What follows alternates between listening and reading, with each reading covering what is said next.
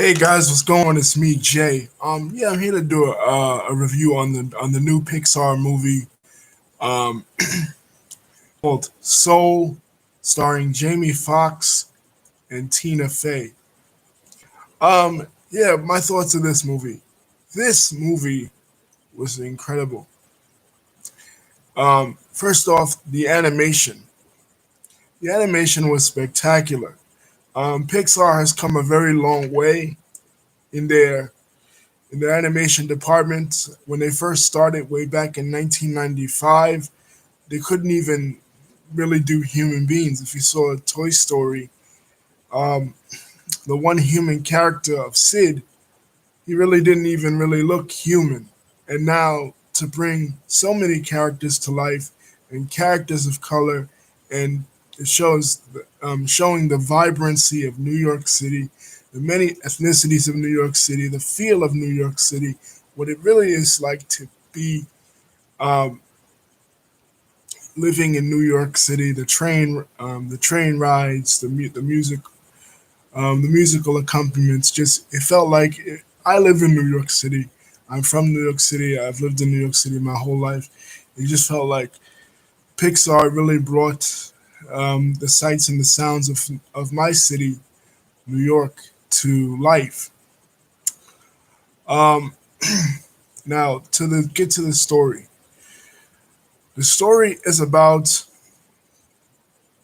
a middle school band teacher by the name of Joe Gardner, who is played by Jamie Foxx, and he really loves jazz. That's his passion in life, jazz, and he always wanted to be a concert jazz musician, playing piano. And he's in his 40s, and he never really made it um, as far as being a concert jazz musician. So he's offered this chance by the principal of his school to be um, a tenured teacher, to be a teacher um, for these kids, but he doesn't really want to take it because he always wanted to be a performer. And a lot of times that does happen, it's particularly in the field of entertainment and sports. Like sometimes people who can't do it end up becoming teachers, but they feel unfulfilled in that realm because they always wanted to be at the forefront of that field, whether it be sports or music, but they can't. So they just became teachers. So they feel like their life is an unfulfilled life, and this is how this man, Joe Gardner, feels if he were to take this position. Well, anyway, he then he's talking over with his mom, and his mom, played by Felicia Rashad, is really she's practical. She's that you know he's already a man in his 40s, um, and she really doesn't see any really chance for him to ever achieve his dream. So if he wants to live a practical, quote unquote, normal life, then he has to take um, this position, this tenured position. But he feels like there's something else out there for him that he could still achieve his dream if he gave it a shot. Well, he gets a phone call from a former student, um, and the student tells him that this famous jazz musician that he looks up to, Dorothea Williams, is um, is having an audition for a concert pianist, you know, later that night. And then you see this awesome shot when it pans out of all these legendary jazz musicians, um, that he has on his wall at school. That he basically that were his idols that he looked up to, that he wanted to become like. So he goes. Well, anyway, long story short, he goes to the musician. He goes to the audition and he knocks it out the park, and um, he gets in the zone basically, and people are shocked. Their mouths are wide open, like they can't believe that he was actually this good, and he was just a regular high school, middle school band teacher. You know, they think he should have been like Thelonious Monk or something, or Duke Ellington, another guy they show. Later on in the movie, they show a picture of Duke Ellington. They feel like this guy Joe Gardner should have been somebody like that. He was like an undiscovered talent. He was a diamond in the rough. So anyway, the part of Dorothea Williams, who is the band leader and the saxophonist in the band, is played by Angela Bassett, and she says he has the part. So he's going around, and he's so happy, and he falls into a sewer, and he dies. And it's like he's finally achieved his dream, and he died. He never got to achieve it. So at this point, like, I'm really confused watching it. I'm like, I thought this was gonna be like like your typical kids movie. Like everybody is a naysayer. Everybody says he can't do it, and then he does it.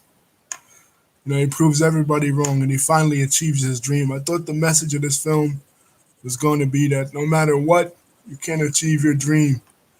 Even when you're just a middle school teacher, you can become what you've always aspired to become. So I'm like, how does he die all of a sudden and his dream doesn't come true? Well, there's more to the story. He goes to this place that's called the Great Beyond. Obviously, it's a euphemism for heaven. But he's like, wait a minute, I haven't. He's thinking the same thing that the audience is thinking. He said, wait a minute, I haven't achieved my goals yet. My goals are undone. So he tries to escape, and he goes to this other place called the the Great Before. Basically, it's unborn children that haven't been born yet. And we get to see how, according to the writers of this film, um, people's personalities people's personalities are formed. Like people that are um, introverts, people that are angry people that are narcissistic. And there's a couple of jokes in here about how people become that. So he escapes to this, and they say, wait a minute, but you've already lived on Earth. You don't really belong here yet. So he manages to sneak in and disguise himself as a mentor of this other psychologist, Dr. Dorganson, this kind of like Freudian type. But he's like, wait a minute, he's like, wait a minute, that's not me. Wasn't my life. you know. So they're like, they're like, you could become a mentor to this um, unborn soul. They've tried for thousands of years to put this unborn soul in a body. She's had several other mentors, famous people, Abraham Lincoln, Mother Teresa, even Marie Antoinette. Reference to my other video when I talked about the cake. There's a scene where she has Marie Antoinette as a mentor, and Marie Antoinette has a cake.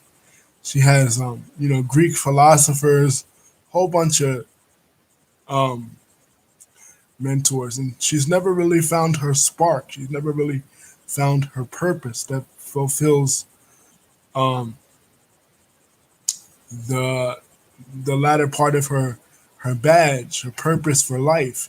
She's never really found it. So um, Joe thinks that he could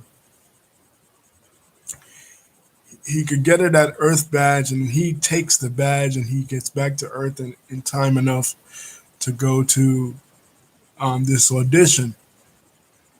Well, it turns out, you know, that's really not how it works. And the people at the Great Beyond are like, trying to get him to a place where he needs to be, and trying to get her to a place where she needs to be. But nobody thinks that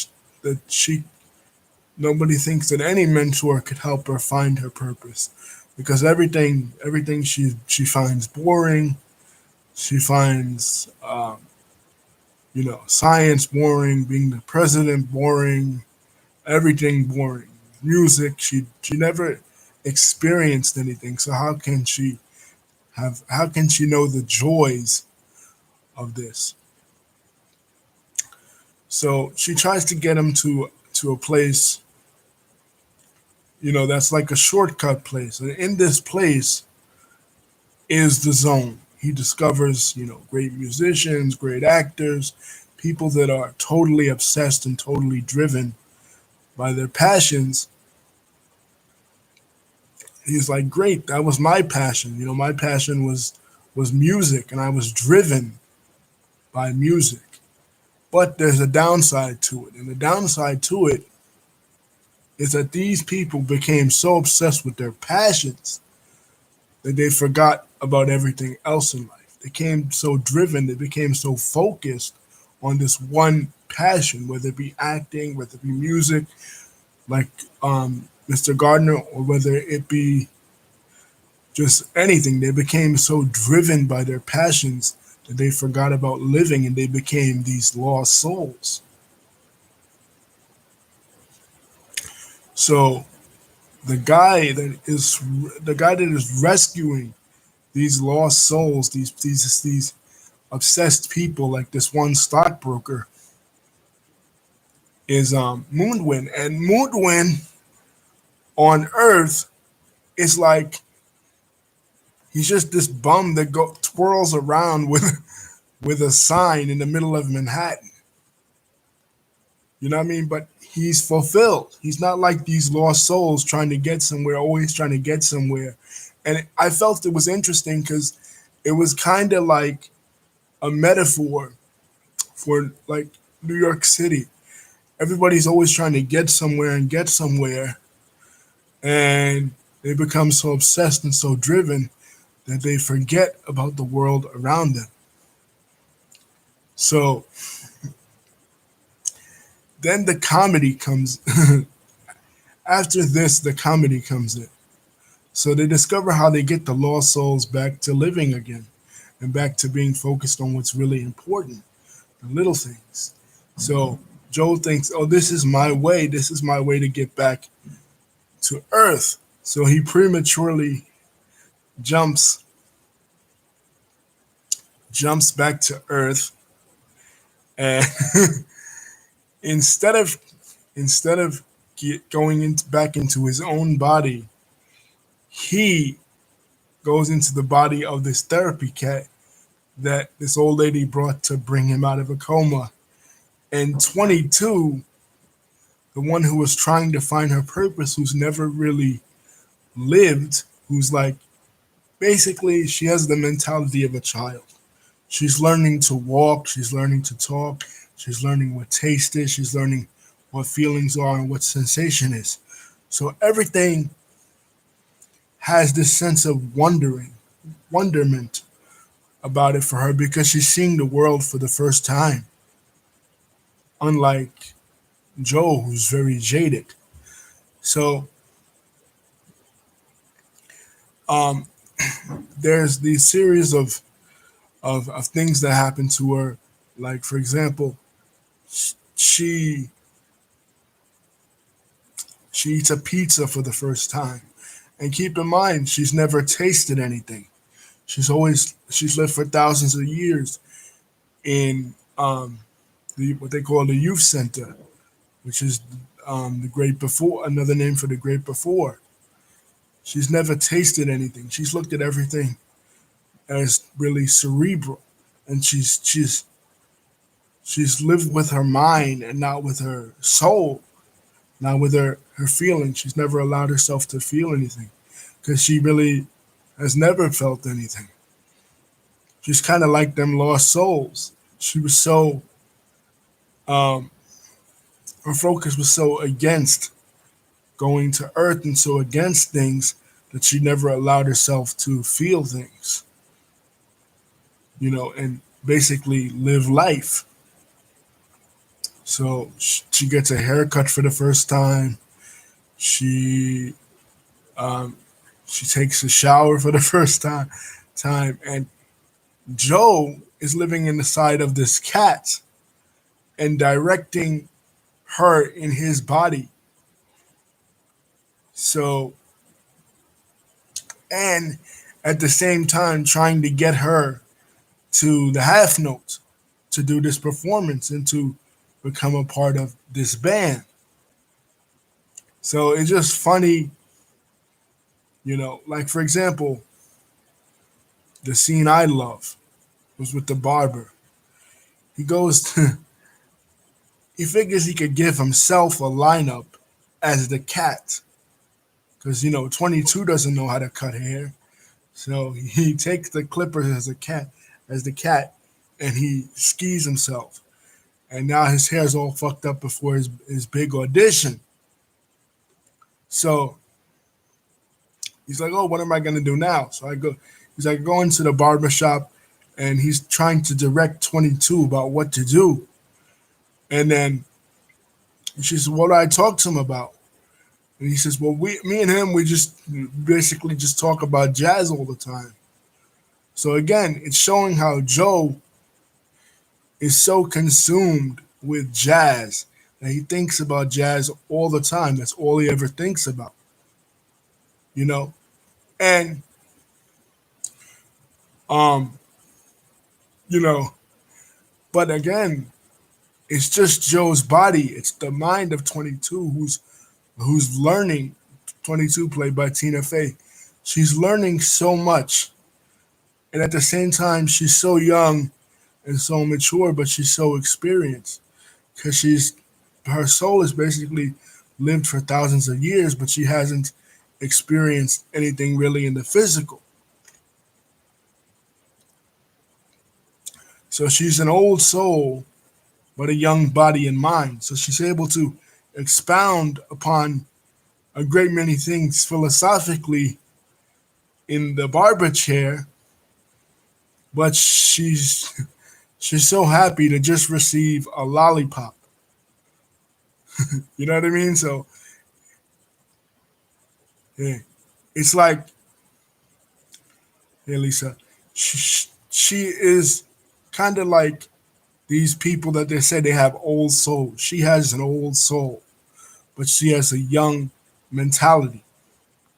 So she's wise beyond her years, but she's also young in her experiences. So the juxtaposition of that, the first time, like I said, the first time she gets a haircut, or the first time um, she tastes the lollipop, it might seem a little bit stupid and a little bit trivial that she is so excited about tasting this lollipop or tasting this bagel or tasting this gyro.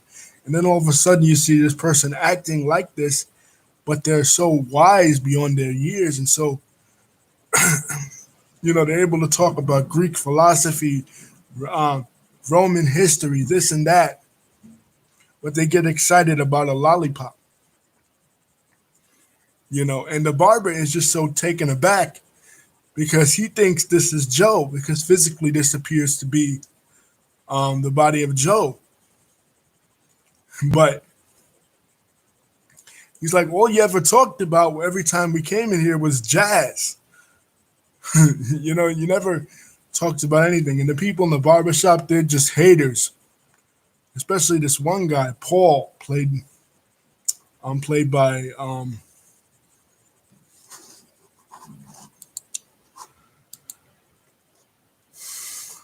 played by David Davis, I think it is. Right? He's just a hater on Joe. He says Joe's never going to be anything, and uh, Joe, as the cat, um, says, "Don't worry about him. He just afraid he never achieved it. He never achieved anything." And then this guy almost dies because the people at the Great Beyond are looking for the soul, Joe, the soul that got away. So they think it's him, and they mistake him, and then he has a near death experience. So anyway, 22 as Joe, he just says and does really funny things. You know, but to get a look at Joe's mentality, there's a quote in the movie.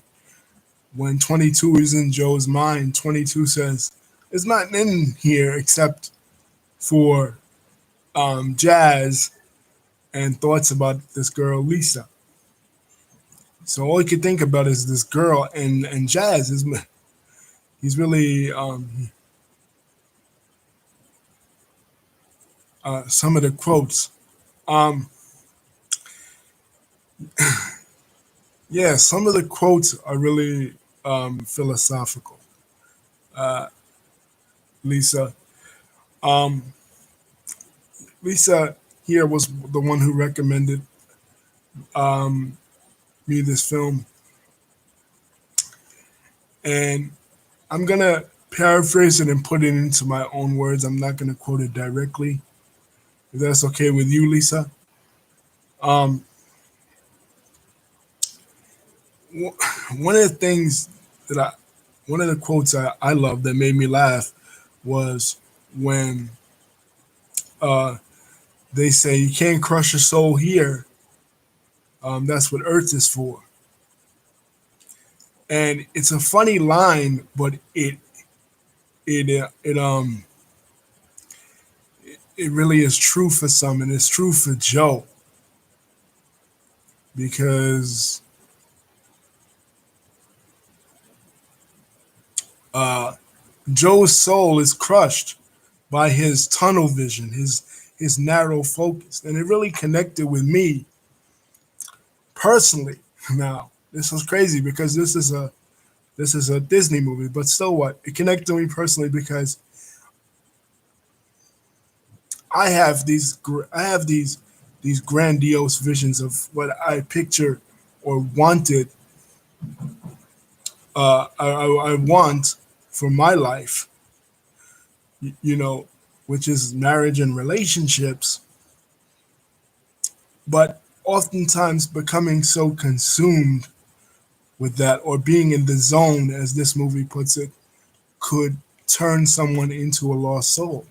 Just like um, Joe in this movie, he has these career aspirations, but having those career aspirations, not that it's not a good thing to be driven or goal oriented or career focused, but sometimes in the grander scheme, you miss out on the little things. And that's what this movie really taught me is that don't be consumed and so focused on the finish line that you miss the race. And that's what happened to the main character.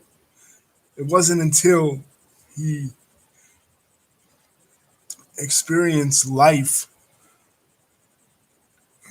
as 22 that he saw that it's really the little things that matter. Especially when there's this one scene where he's sitting under a stoop and he's watching um he's watching like a sunset, and it's like a fall day, and a leaf comes down. And in this leaf or this acorn, he sees what life is truly all about is the little things. And then she says, like, well, what's my because, like, again, 22 is trying to find her purpose in life. And she said, maybe my purpose is walking. Maybe my purpose is eating. Maybe my purpose is, all these mundane stuff. And it's just like, and then Joe, he's completely dismissive of it. He's just like, oh, well, that's not important stuff. That's just everyday life.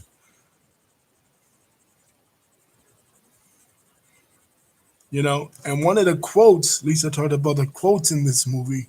One of the quotes is that the zone is enjoyable. I'm again paraphrasing.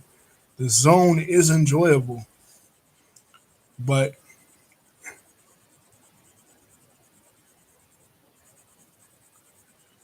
yeah, when it becomes an obsession, it gets disconnected from life. Thank you, Lisa. I was trying to remember the exact quote. I'm good at putting it into my own words, but I'm not really good at directly quoting it unless I was still looking at it. But exactly, Lisa, from those in the zone, um, uh, when it becomes an obsession. So that's kind of like how my life has been personally in 2020. And for a while now, I've been so obsessed with this idea of relationships that I've kind of other more simplistic things have gone uh, past me by sometimes, and I haven't even realized it. Just like Joe in this movie, and just like with the quotes, sometimes you could be reviewing something, a piece of material or whatever, and it's just like you can't get the quotes, so you miss the entire point of it. But the point is, you know, don't allow the finish line to be your obsession that you miss the race. And that's the point of it. Don't don't become so obsessed with the finish line that you miss uh the entire race. And that's what was happening to Joe.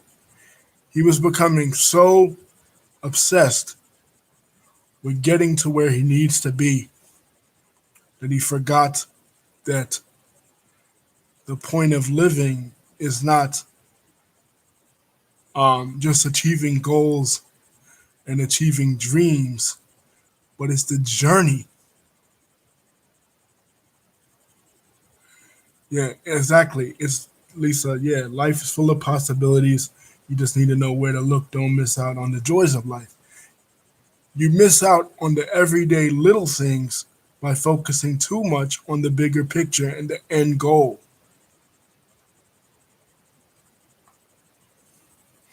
And that's what's happening, like I said, to Joe. He was missing out on the little things in life by focusing too much on, you know, being a concert pianist. And that's what happened to a lot of us. And in 2020, it it hit us all really hard. You know, Lisa was saying on her Facebook when she recommended this movie to me, that this is the perfect movie for 2020, and it is. And why is that? Because in 2020, the little joys of life, fresh air, sometimes food, hopefully not, but fresh air, food, outdoor music, uh, interactions with other people was taken away from us. And a lot of us didn't know how to handle that psychologically. We became isolated. So basically, this movie is trying to teach us don't take anything for granted because the fullness of the fullness of existence sums up a life. Because like with 22, even when she bumps into a guy in the subway and that guy yells at her, even that which would be perceived by everyone else as a negative, she sees it as a positive because she's never experienced it anymore. So she sees the positive even in the negative stuff that Joe as the cat doesn't see.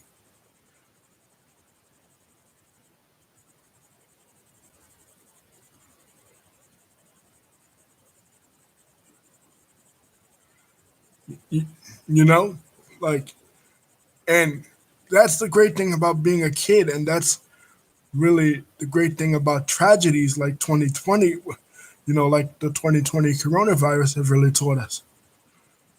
Because when you're a child, the greatest thing about being a kid is that even the bad stuff you sometimes see as good stuff. You're not as jaded. You're not as um,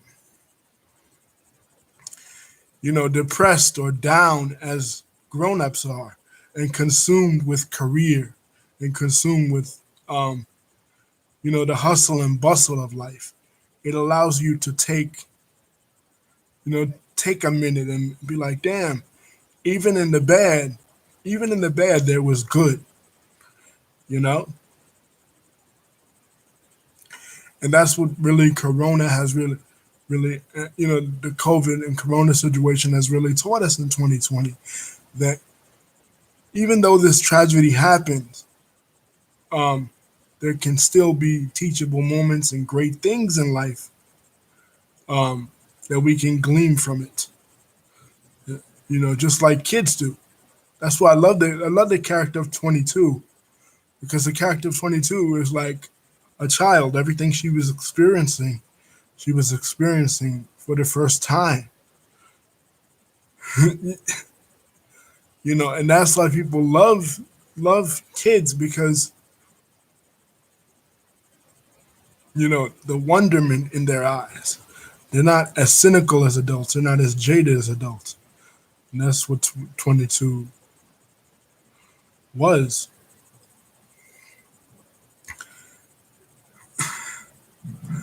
Um, and at the end, uh, Joe does go back into his body, and he is able to achieve his dream. But 22 becomes the lost soul, because with 22, when they go back to the great beyond, um,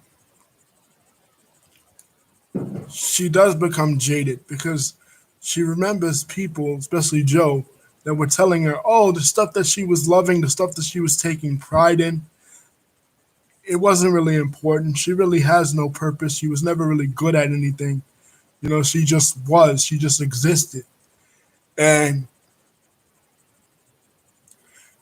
it gets to the point where she doesn't want to go back into Earth, even though she has that chance, because she's so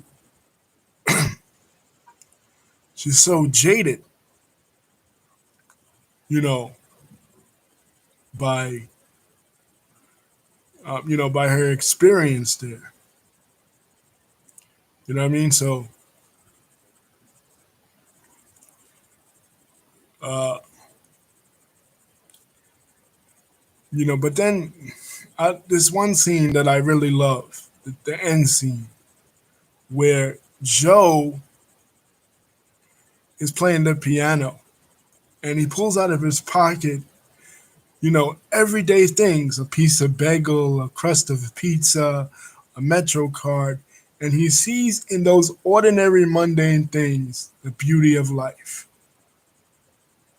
Is and the message that this movie is trying to get across. In everyday little assortment of things, he sees what's really important, and why he has to go back and teach 22 that it's not what you achieve that really counts. Like, your job doesn't make you. Your goal doesn't make you. So even if you never achieve your goal, the things you experienced, that are everyday mundane things, should not be taken for granted. You know, and there's some people, other people that are reviewing this film, that say the film is stupid. I think if you think this film is stupid, first of all, we all have our own opinions. That's number one.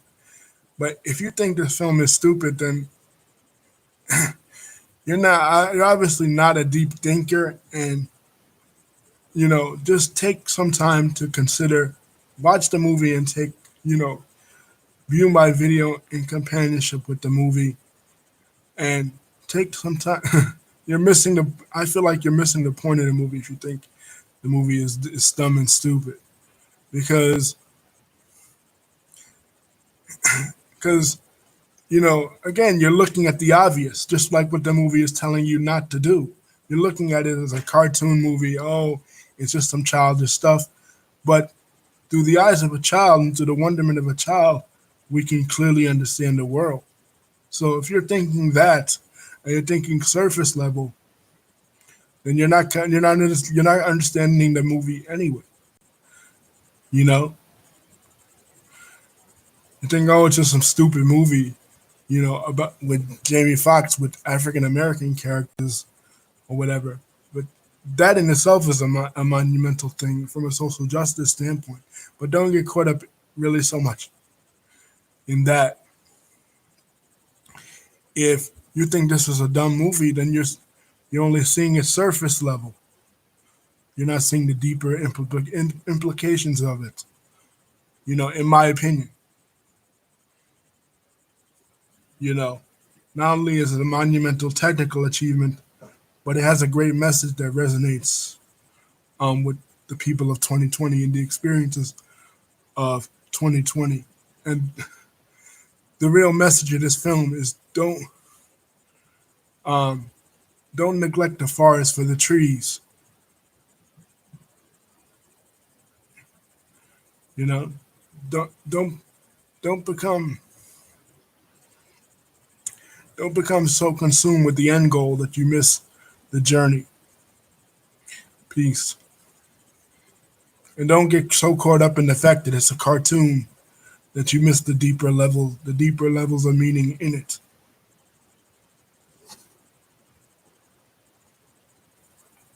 Oh, okay, yeah. Lisa wanted me to do something else. Um, yeah, other movies that are similar to this from Pixar. Pixar is a tremendous company, and one of the reasons it is because it's not just cartoon.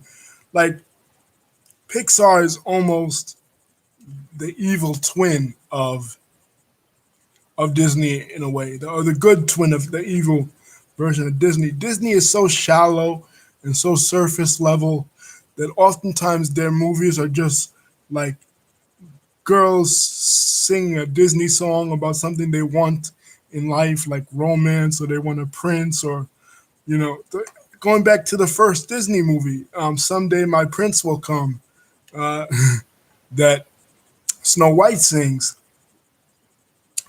But Pixar is is the opposite of that. Pixar from the first movie that Pixar had, which was Toy Story, it already had deep meaning. And then you had other movies like Inside Out that dealt with how kids perceive complex human emotions. But that was to deal with emotions. I think this movie is dealing with more experiences than emotions, Lisa. I think that's the difference between um, Inside Out and this. They're both really deep movies, especially compared to regular Disney movies, which, like I said, are shallow. Disney movies, the regular Disney, not Pixar, but the regular Disney movies are so shallow that it's almost a joke. You know, you can almost predict it from jump. Some female character comes in and sings about they want a boyfriend, and they find somebody and they get to know them for 2 or 3 days, and boom, they live happily ever after. But Pixar is more complex, and Inside Out is one of the most complex Disney movies there is. But I think the difference, as far as the similarities, yeah, they're very similar. They deal with how children process emotions and psychology. But those, I think, Inside Out deals with more emotions, whereas this deals with more. Um, this deals with more feelings and experiences than emotions, Lisa. But um, I think there are a lot of similarities between them. I see a lot of the similarities. For example, um, the girl in Inside Out, she I haven't seen Inside Out in a while, Lisa. So I will have to go back and review Inside Out and do a separate video on the similarities and the differences between Inside Out and Soul in order to answer that question adequately.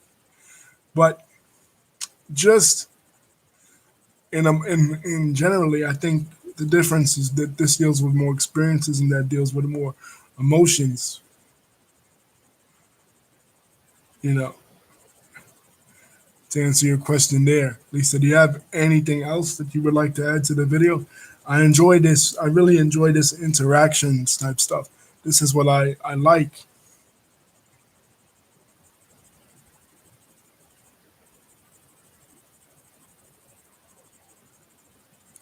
Yeah, I do see similarities, but key differences, and the key difference is, like I said, one deals with emotions, one like like I said, you go through all the Pixar movies.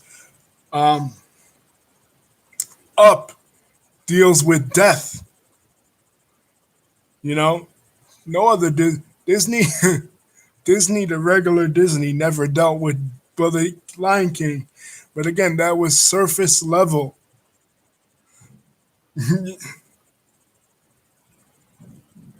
Yeah, the animation is spectacular. I talk about that in the beginning of the video. The fact that they can animate not only just people, but people of color, people of various ethnicities, just the general feel of New York City. If you've lived in New York City, I mean, you know that this is New York City. What they really captured this the for the soul of New York City, like down to the halal food. There's a part where 22 eats a gyro, and they talk about the pronunciation in Greek of the word gyro versus the pronunciation, as we say it in English or and in New York locally. That's how precise. Um, that's how precise um, they have the experiences in New York down. You kind of feel like you are in New York. And Pixar has come a very long way because in the beginning, in Toy Story, the storytelling was great in Toy Story, but the animation wasn't that good. They had to use toys as their main focus because they couldn't really do people. And they had to use that's why Toy Story was Toy Story. They couldn't use people, they had to use, toys. you know, but now they've got not only people, they've got people of color in there. The entire cast is people of color. Um, you know, the principal is Hispanic. There was a scene where a woman was wearing a hijab. A Muslim lady was wearing a hijab. So just the mere fact that they were able to capture so much of the authenticity of New York in the animated movie just made me smile, made me happy. Because the medium has come so far from what I remembered. I remember going to the movies in 1995 and seeing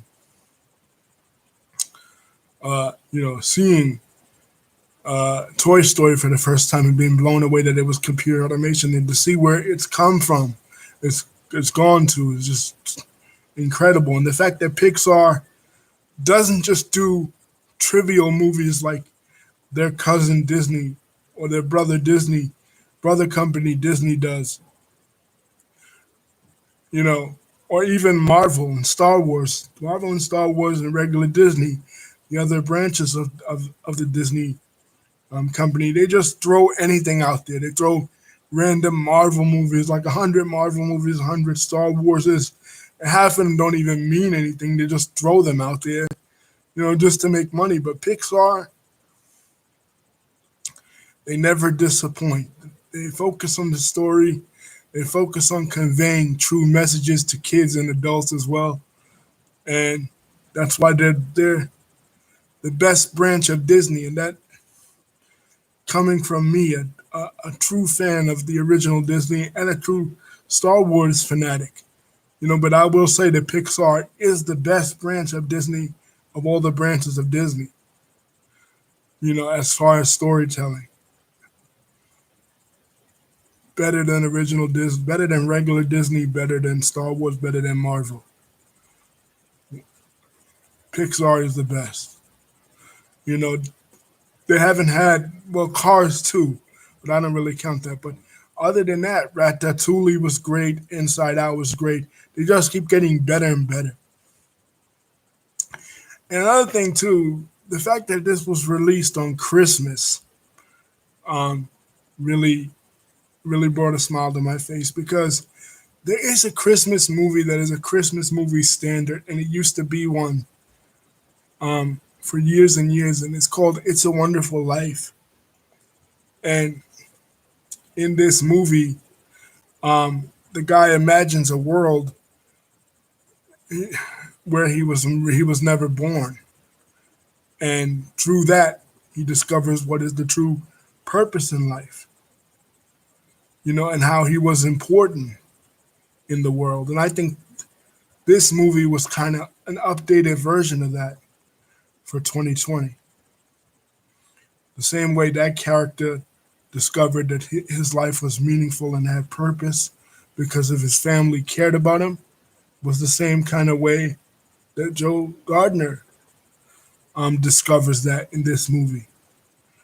And it also kind of was kind of similar to um, the best Christmas movie ever, I say, and the movie that really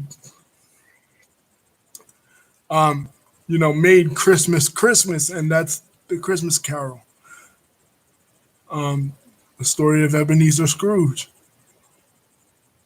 This guy was kind of like an updated version of Ebenezer Scrooge, and there's a lot of similarities there. Joe Gardner was so consumed with his music and the way that Ebenezer.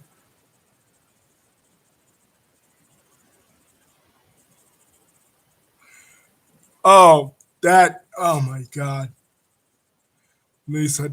They are. I mean, they knew that was gonna happen. That's why they joked about it. There's a scene in there where Lisa said that she read an article, and because a lot of times when I do these lives, they don't appear on person's comments don't really appear, right away.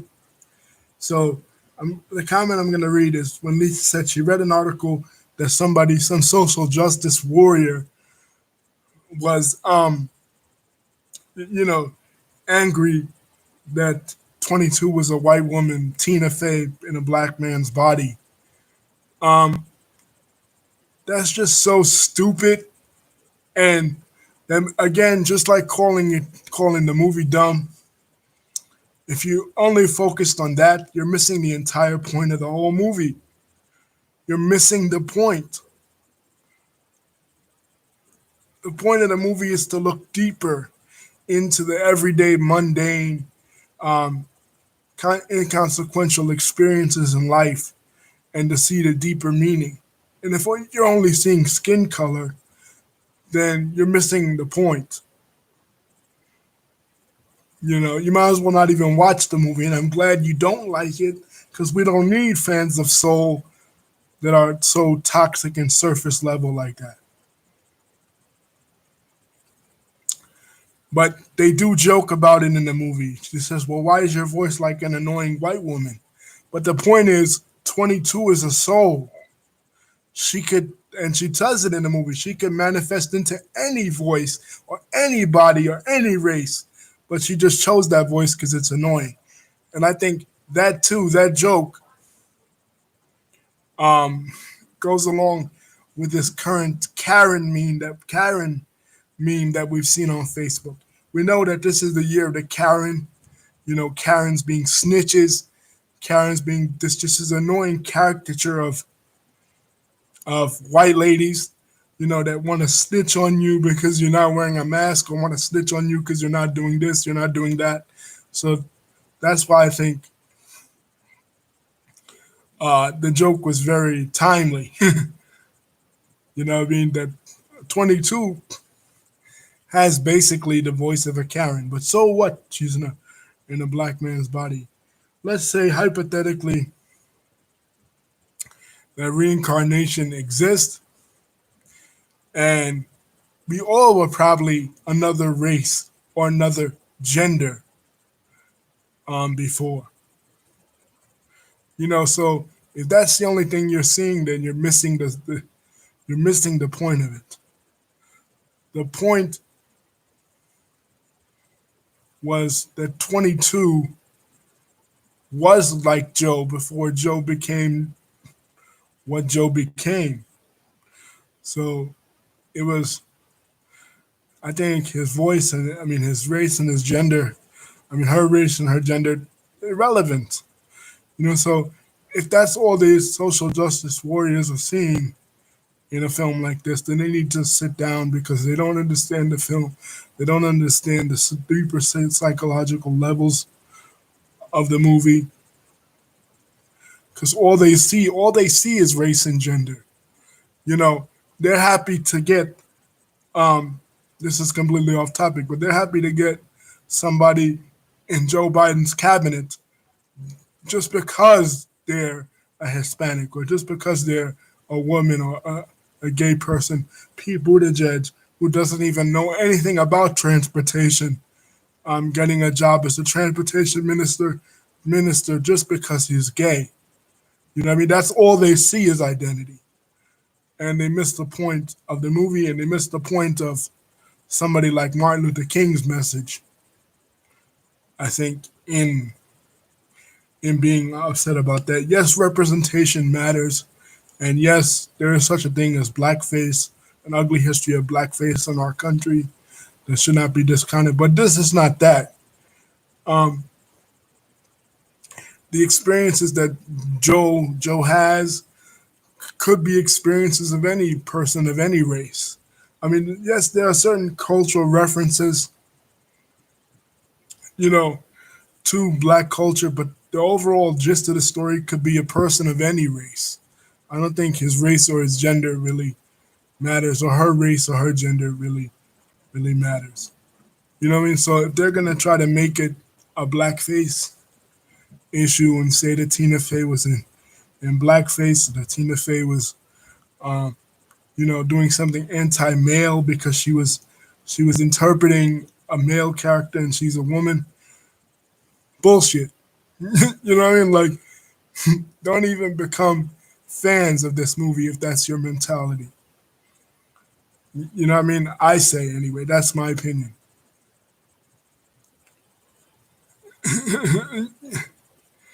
You know what I mean? Like, this is not the movie for you if that's what you think, because that's the point of the movie. The point of the movie is don't get so caught up in the grand scheme of things that you miss the beauty in the little things. So if you're only seeing that the movie is just a movie of all African Americans except for Tina Fey, who's this white lady that playing this African American, you're missing the point. You're getting caught up in the little things. I mean, you're getting caught up in the grand scheme of things and missing the little things. You're missing the point.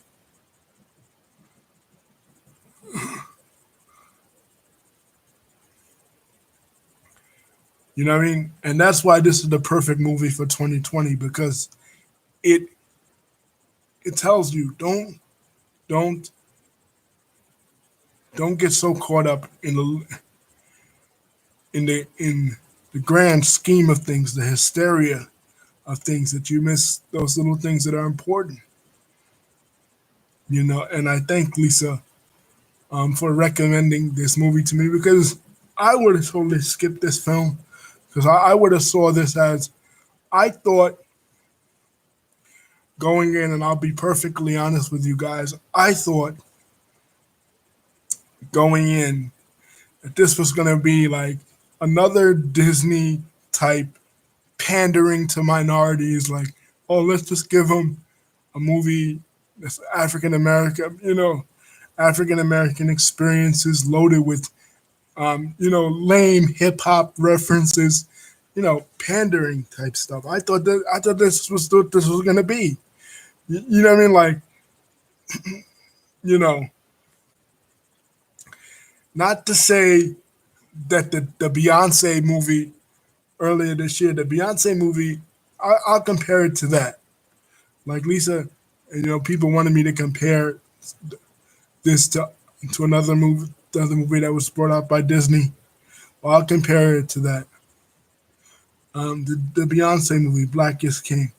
I like the visuals of the Beyonce movie, Black is King, but the story, it just felt like,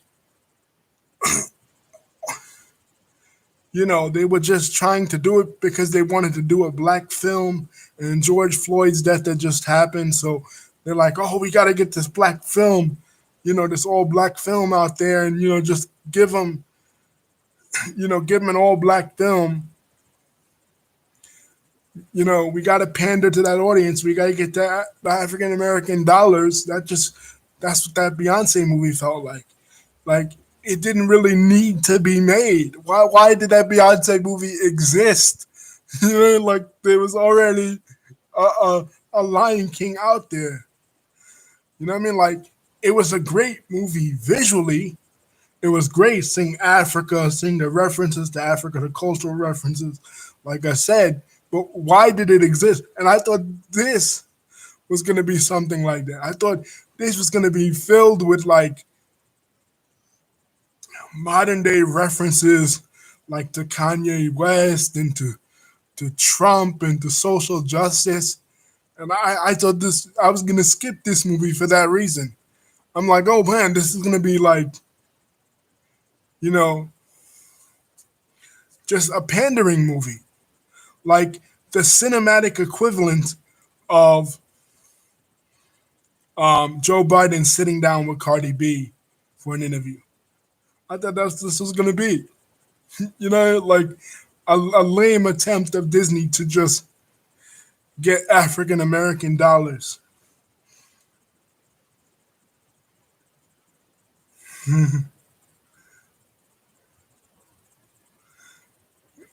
Yeah, I'm ready for it. But it's true about the Beyonce movie. I gave the Beyonce movie praise at the time because of the visual. The visuals, like, it was like, incredibly visually to watch. But really, it didn't need to exist. It was just a way to reach out to the African American community right after George Floyd and Breonna Taylor. There was no point of it. It was just purely pandering. And Disney does this a lot. You know what I mean? Like, all the companies really do this, but Disney does it a lot. And they do it not just with race, but they do it with, like, the Star Wars stuff. You know what I mean? Like, they know that Star Wars fans will eat up everything Star Warsy related. You know what I mean? They'll watch it, they'll consume it. So they just throw at you these fluff pieces. And that's what basically the Beyonce movie really was. Taken on its own, it was a great movie, like I said in the video, my video for that. But upon the second watching it and comparing it to this, that pales in comparison to this. Because it had no story behind it, just Africa, or like Beyonce's interpretation of the Lion King. You know what I mean? Like a story that already exists. You know what I mean? Like, it would have been a good story on its own, but there's no reason for it to exist. Sort of like Solo. Why again with Star Wars? Like, why did Solo exist? Solo didn't need to exist. We don't need to know the backstory of Han Solo. We already know the story of Han Solo. So we don't need to know a human interpretation of the Lion King because we already know the Lion King. It's just a Beyonce vanity project, really. And I don't care really so what the Beehive says because that's how I feel. Like it was good to tap into that African American fan base, but again, it was pandering. It was pandering. They could have told a different story that wasn't already there. Lion King was already there. Why did Black is King even have to exist? Just as something pretty to look at, like a handsome person or a good looking person, but that has no soul. This one soul, this has soul. This has a great story. So it's not just that it's an African American character, or that it's Jamie Foxx, who I think Jamie Foxx is the 21st century of 21st century and 20th century version of, 21st century rather, modern day version of Sammy Davis Jr. I mean, he's funny, he sings, he can act, he does it all. Sammy Davis Jr. was similar. And it's not just that it's Jamie Foxx, not just an all black cast. There's not an all black cast that's Tina Fey. And without 22, the story really doesn't work. Not just that it's great animation, it's a great story behind it. A beautiful story that could have been told with any other culture. And it's not so just one culture's references just thrown out there. Because think of it honestly. Does Black is King really work without, Beyonce? It doesn't really make like doesn't really. It's just a Beyonce music video, great visually, but no story behind it. So if people are giving that praise and calling this stupid, then they must just like visuals and they don't like story. This has story, whereas that doesn't. So they serve a similar purpose, but one has story and one doesn't. Compared to, say, Solo versus, say, The Mandalorian.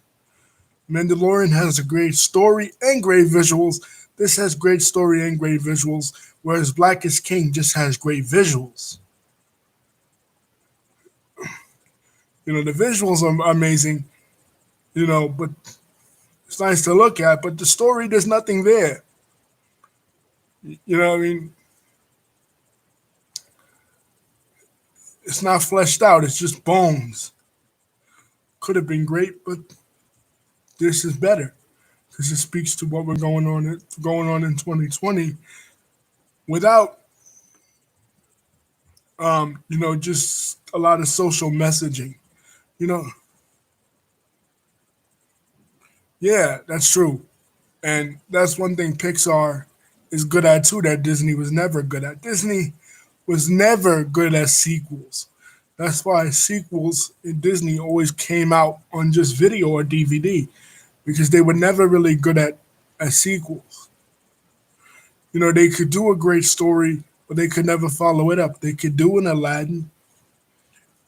She says she waits for Inside Out 2. They could do an Aladdin, but they could Return of Jafar wasn't as good. The other Aladdin movies were never as good. The sequels are in, and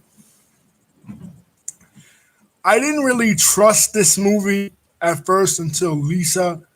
Because what happened was another friend of ours said that the movie was stupid, on a Facebook page. So I decided from Lisa's advice to check it out, and I didn't really trust it not because of Black is King. That was one thing, and I expressed my opinion about that. But why I didn't really trust it more so than Black is King was Mulan. Mulan was one of the biggest disasters that ever existed in history. Like I hope Disney wipes their history books clean of the movie Mulan. They tried their hardest. They even charged $30, and I made a video about it, trying to get people to watch this stupid thing that was just cultural pandering to a minority group, Asians that didn't even like the movie to begin with. It didn't do good in China. So I thought this was going to be like that, pandering, like Just, oh, we'll put a black movie in there and we'll get all the black people to watch it. No story, just a bunch of visuals, and we'll just say, oh well, it's an all black movie. Like that'll be that'll be the selling point of it. I think there's gonna be another Mulan, like a black person. They was just gonna like Mulan was another movie like had no reason to exist. Like the 2020 version. It's like you're watching it. It's like, why does this exist? Other than to make money. Like this movie, even if it doesn't make any money, and even if it doesn't become one of the classic Disney films or the classic Pixar films, it still is one of the greatest um, films, in my opinion, just because of the story. Like it may go over a lot of people's heads because it doesn't have,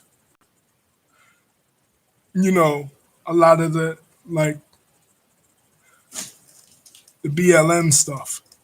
You know what I mean? Even though it's an all black cast, my cat is in.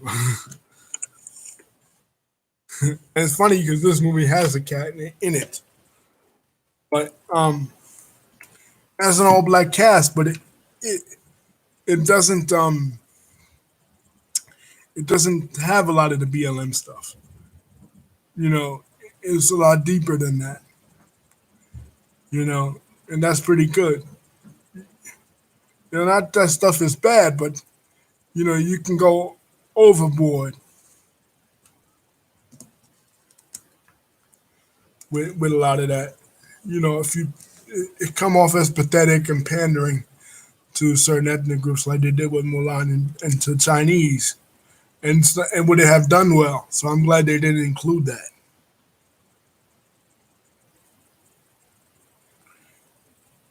Well, you thought it was going to deal with death. Well, it does kind of deal with death. I mean, he does die in the movie, but it doesn't deal with it in a depressing way. Anyway, Lisa, I'm gonna go and